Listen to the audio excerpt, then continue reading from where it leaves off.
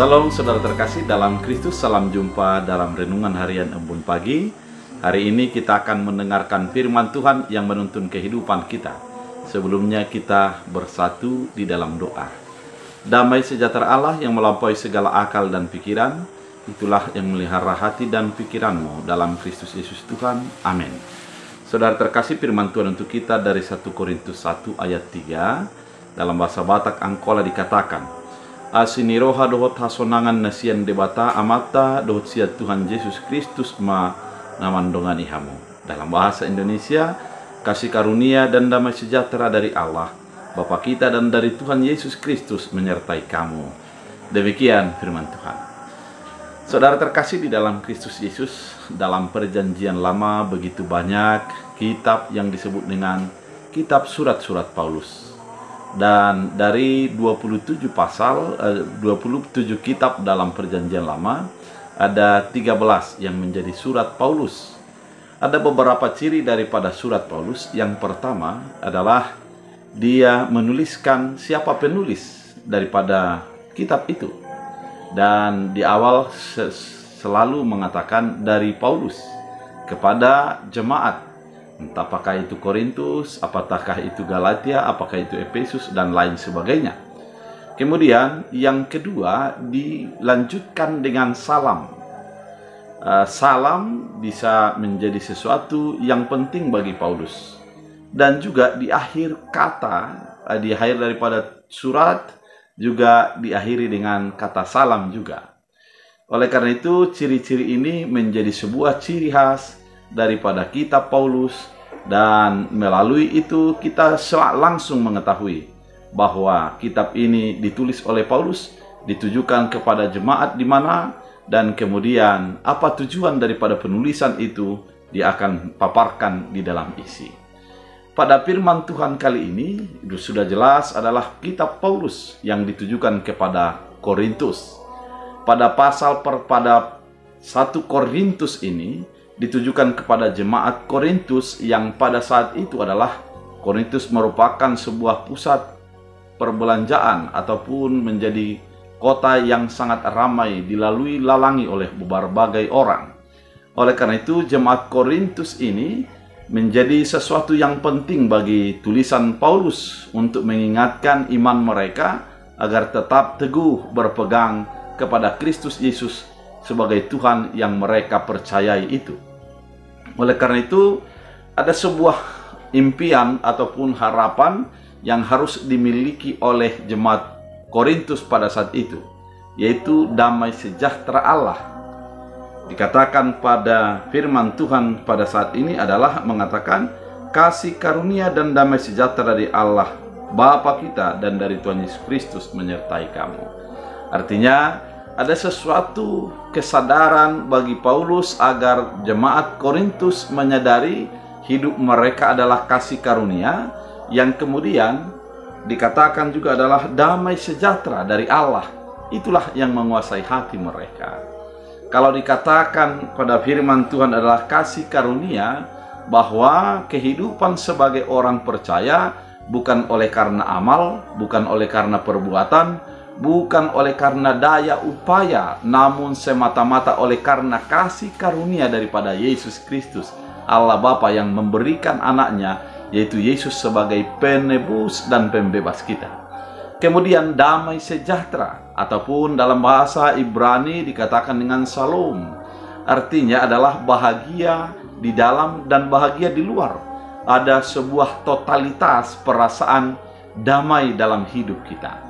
Damai itu bukan ditentukan oleh apa yang kita dapatkan. Damai itu bukan ditentukan oleh situasi, namun damai itu berasal dari dalam, yaitu mengimani Kristus Yesus akan menjadi terasa damai di dalam hidup kita. Coba kita bayangkan, beberapa daripada para bapak-bapak gereja harus mengalami tekanan, harus mengalami siksaan, harus mengalami intimidasi, namun mereka mengatakan, saya merasa damai oleh karena Kristus telah memilih dan membebaskanku. Artinya perasaan damai bukan situasi yang membuat, tapi hati yang mengimani keselamatan Kristus Yesus, itulah yang menjadi sumber daripada damai itu. Itulah yang diinginkan oleh Paulus di dalam jemaat Korintus dalam kehidupan mereka. Saat ini firman ini sudah ditujukan kepada kita. Ada dua hal yang dikatakan tadi. Yang pertama adalah kita harus merasakan bahwa hidup kita adalah kasih karunia daripada Allah. Artinya keberimanan kita, kehidupan kita, langkah-langkah yang kita jalani adalah merupakan kasih karunia daripada Allah. Kalau kita mengandalkan diri kita sendiri, maka akan sia-sia. Kalau kita mengandalkan kehidupan kita sendiri, akan juga sia-sia. Namun ketika kita melihat bagaimana kasih karunia Allah menjadi melampaui daripada segala upaya dan daya kita, sehingga kita hidup di dalam kasih karunia, bukan lagi di dalam siksaan atau penghukuman. Kita sudah hidup dan menghidupi kasih karunia itu, sehingga dengan kasih karunia kita menjadi hidup di dalam kesadaran bahwa tanpa Tuhan kita tidak akan bisa terlepas daripada siksaan, dosa, dan daripada ancaman maut yang sudah mengangah untuk menjadi menghukum dan membinasakan kita.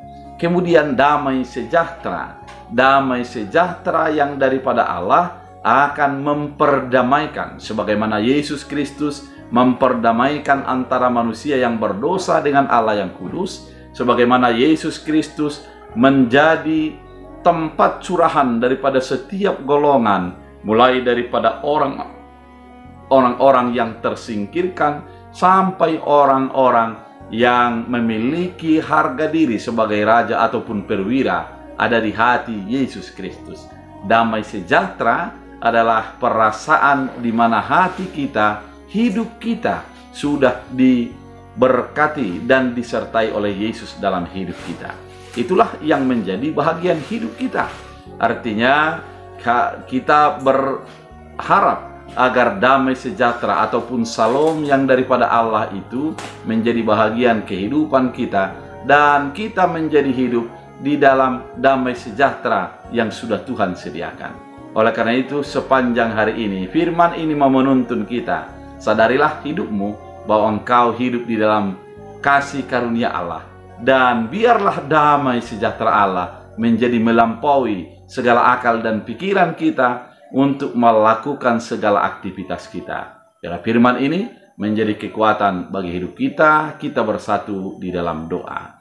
Terima kasih Tuhan atas firman yang begitu indah, menuntun kami untuk menyadari bahwa hidup kami adalah kasih karunia daripada Allah, bahwa apa yang kami dapatkan adalah merupakan kasih karunia, dan kami juga meminta kepada Tuhan agar damai sejahtera yang daripada Tuhan menjadi diam dalam hati pikiran kami.